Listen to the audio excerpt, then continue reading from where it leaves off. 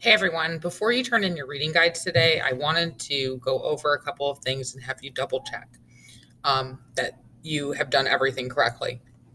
Also, I wanted to show you how to turn in the document since there is a little bit of an extra step that you have to go through that we haven't had to before because we are using Turnitin, or we are submitting this through Turnitin.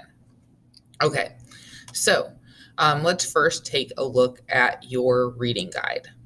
So if you are doing if you're doing a reading guide, then you want to take a look at your questions and answers and make sure that you have all of these parts. If you are missing any of these parts, you will be missing points, and I don't want anyone to lose out on any points with these. So in addition to the question, your question should be labeled with both the chapter and the level. Remember, you are required to have at least one question per chapter. So every chapter should be represented in your reading guide. And then last but not least, you need to include the you also need to include the level of blooms, and you're supposed to have a variety of these levels. So when you're trying to figure out what level of blooms is my question, if you haven't written it from the question stems, I did recommend that you just start with one of these question prompts, and then you'll know exactly what level it is.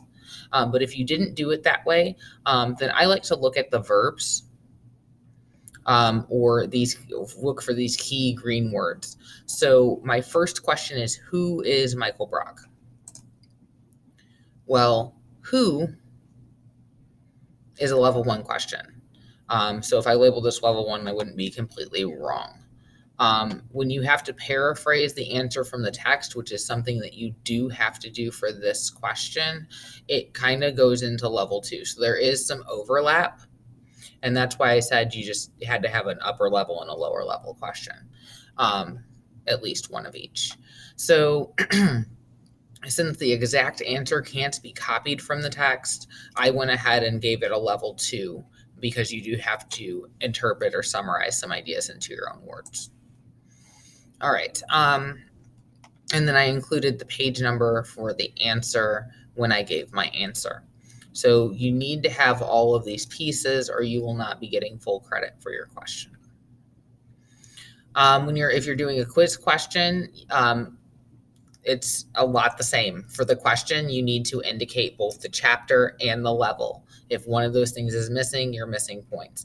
And you also need to indicate the page number. So if you're realizing through me talking you through this that there are key aspects of this key requirements of this that you didn't meet, you do need to fix it before you turn it in. If you're looking at your work and you're like, I did all that, it is ready to go, then you're going to want to go ahead and turn it in. And this is how you turn it in. You're going to go to File in your document, and you're going to go to Download, and you're going to download it as a PDF.